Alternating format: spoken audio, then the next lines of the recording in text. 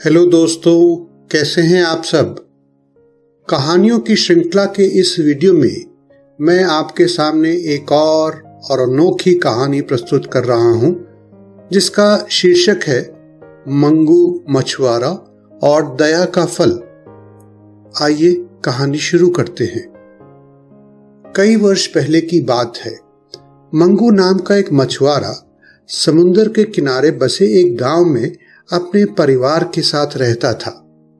मंगू अपनी रोजी रोटी के लिए रोज सुबह सुबह समुद्र से मछलियां पकड़ने के लिए जाता था।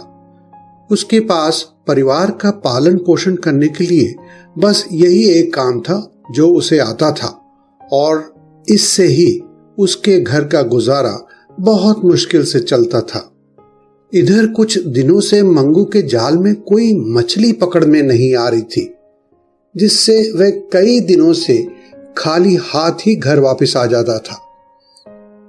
एक रात मंगू की पत्नी ने उसे बताया कि घर में अब खाने के लिए कुछ भी नहीं बचा है, इसलिए कल मछलियां बेचकर राशन भी लेते हुए आना, नहीं तो भोजन नहीं बन पाएगा। पत्नी की बात सुनकर मंगू उसे विश्वास दिलाता है कि वह कल राशन जरूर लेकर आएगा। अगले दिन सुबह होते ही मंगू जाल लेकर समुद्र की तरफ निकल पड़ा। उसे अच्छी तरह से पता था कि अगर आज उसके जाल में मछलियां नहीं आईं तो उसके परिवार को भूखे पेट ही रहना पड़ेगा।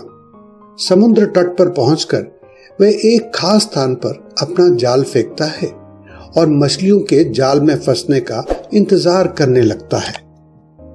थोड़ी देर इंतजार करने के बाद उसे महसूस होता है कि जाल में मछलियां फंस गई हैं।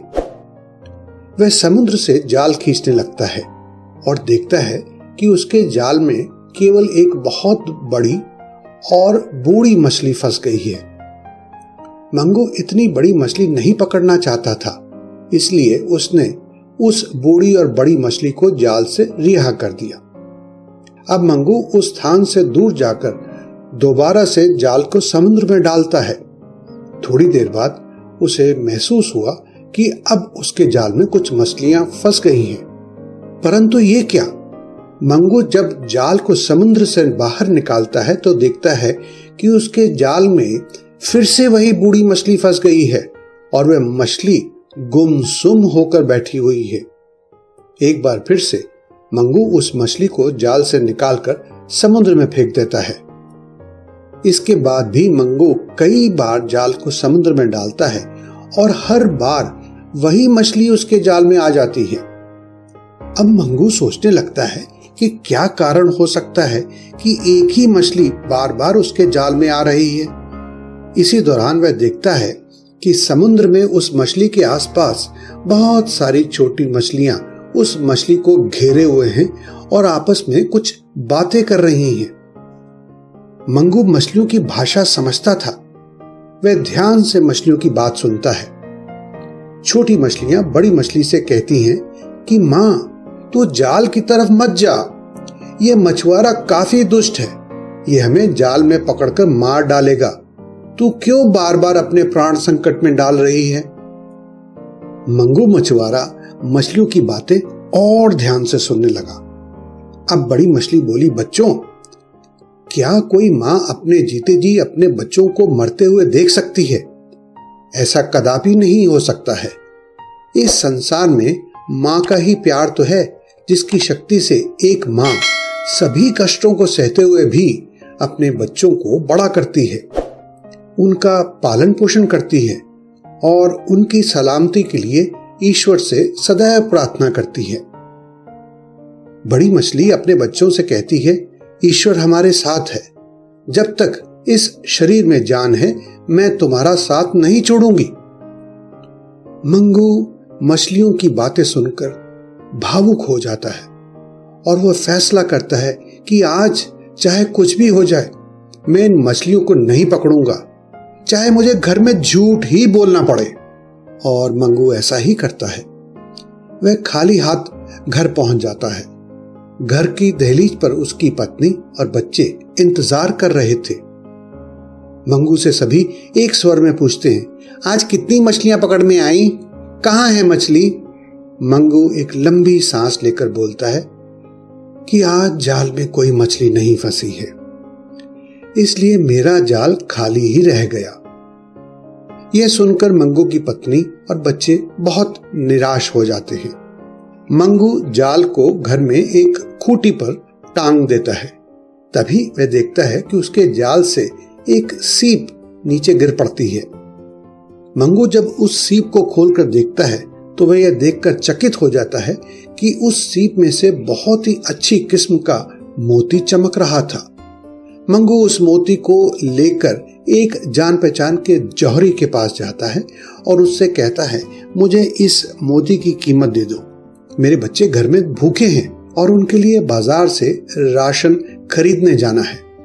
मोती की परख करने के बाद जौहरी बोला, भाई मंगू, तुम्हें इस मोती की कीमत तो मैं इतनी दे दूंगा कि तुम्हें 2-3 महीने तक काम करने की जरूरत ही नहीं पड़ेगी। ऐसा कहकर जौहरी मंगू को उस मोती की अच्छी कीमत चुका देता है और कहता है, जाओ इन पैसों से बच्चों के लिए राशन लेकर आओ और अब त्योहार भी आने वाले हैं, इसलिए अपने परिवार के लिए नए कपड़े भी खरीद लेना। अब मंगू खुशी खुशी जल्दी से बाजार जाता है, घर के लिए राशन और बच्चों के लिए नए कपड़े खरीदकर घर पहुंचता है। उसका परिवार राशन और नए कपड़े देखकर बहुत खुश हो जाता है और वह सब मंगू से पूछते हैं कि आपको इतने पैसे कहां से मिले, क्योंकि आज आपको मछली तो मिली नहीं थी। मंगू अपने परिवार को बताता है कि मैंने आपसे झूठ बोला था। आज मेरे जाल में बहुत बड़ी मछली आई थी, लेकिन उसकी और उसके बच्चों की बात सुनकर मुझे उन पर दया आ गई और उन्हें समुद्र में वापस छोड़ दिया। शायद मेरे मन में उन मछलियों के प्रति दया और प्रेम को ईश्वर ने समझ लिया, इसलिए उन्होंने मुझ पर कृपा करके जाल में एक सीप डाल दी। उस सीप में से मुझे एक अनमोल मोती मिल गया। उस मोती की कीमत से ही आज घर में राशन ला पाया हूं और त्योहार मनाने के लिए नए कपड़े भी खरीद लिए हैं। दोस्तों, इस कहानी से हमें सीख मिलती है कि दूसरों पर दया और प्रेम हमेशा करते रहना चाहिए, खास तौर पर इस संकट की घड़ी में जब पूरा विश्व त्राही त्राही कर रहा है। इस संसार में किसी भी प्राणी को तकलीफ और कष्ट नहीं देना चाहिए।